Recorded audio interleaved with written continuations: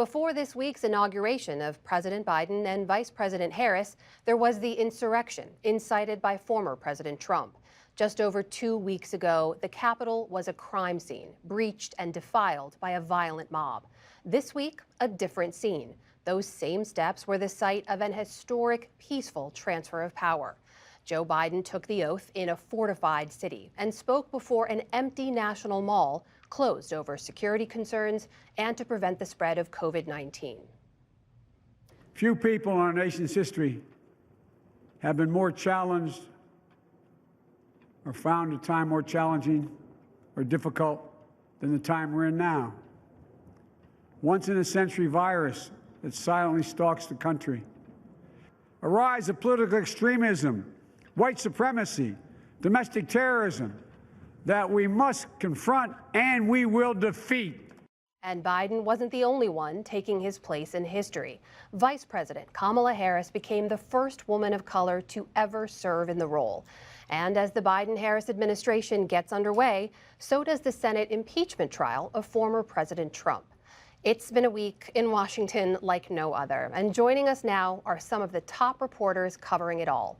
Laura Barron-Lopez, White House correspondent for Politico, and Ashley Parker, White House bureau chief for The Washington Post. Welcome to you both, and thanks for being here. Ashley, let's start with you, because if you look over the last couple of weeks, a lot happened. We went from the same steps where the insurrection happened, being the site for Biden's swearing in. When you think about that, what is it we just witnessed? Was this sort of the last chaotic shudder of the Trump era, or is that indicative of the country that Biden now inherits? We don't know the answer. Sort of one of the questions is remember that real doubt, real concern, this a peaceful inauguration. Luckily, there were also thousands of national groups at the Capitol, where it's where actually live. My was locked down. I think one Tom's attempt, Donald Trump, Cynthia, not have access to Twitter and of social media, and the still out. What power command after President Ethan when to wield it? We haven't do that yet. It's partially because of violence, but Republicans very much continue to grip over. Ashley, I'm going to cut you off. I apologize. We're having some trouble with Ashley Parker's audio. We'll try to reconnect with her and bring her back to make sure we can hear what she's saying. But Laura, let me go to you, because it's worth reminding people in between that insurrection and the inauguration, there was impeachment. There was a House vote to impeach President Trump. And we know now from what Senator Schumer has announced tonight, there's a timeline for that impeachment trial. We should also remember that President Biden's inaugural address was centered around this idea of unity and moving forward together. Does that effort towards accountability for President Trump, does that complicate Biden's plan for unity moving forward?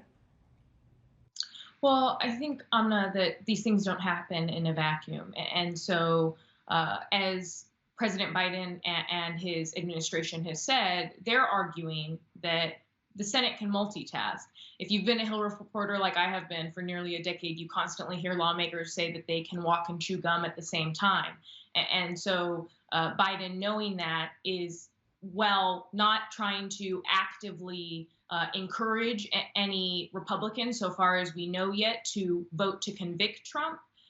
He's taking this hands-off approach, but White House Press Secretary Jen Psaki did say over the last few days that they think that the Senate can not only carry out the impeachment trial, but also get to work on confirming his nominees and the legislative agenda that Biden is hoping to press forward. And joining us now, I want to welcome to the conversation Errin Haines, editor-at-large for the 19th News. Errin, welcome back to the show. We're talking about this moment in time where you have an impeachment trial for the previous president moving forward at the same time the Biden administration is trying to get its agenda off the ground. There's a bit of a split screen, a bit of a jarring moment happening in U.S. politics right now. How are you processing those two truths right now? Well, I think that it speaks to the divided reality that we are in as a country as this new administration takes office and attempts to govern.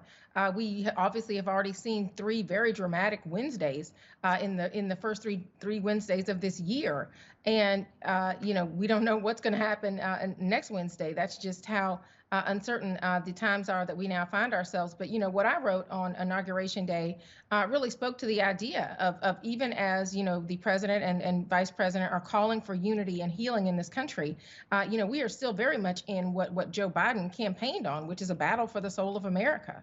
And you're seeing women at the forefront of that battle on both sides of the aisle, whether we're talking about newcomers to the Democratic or Republican Party, or the veterans that are part of the more traditional parts of the party. That what they are saying is that unity and healing is not a conversation that can happen without some accountability and acknowledgement and recognition of the events of the past several weeks, but also the past few Wednesdays before people can talk about really coming together and moving forward to govern and also unite what is still a very fractured and fragile electorate.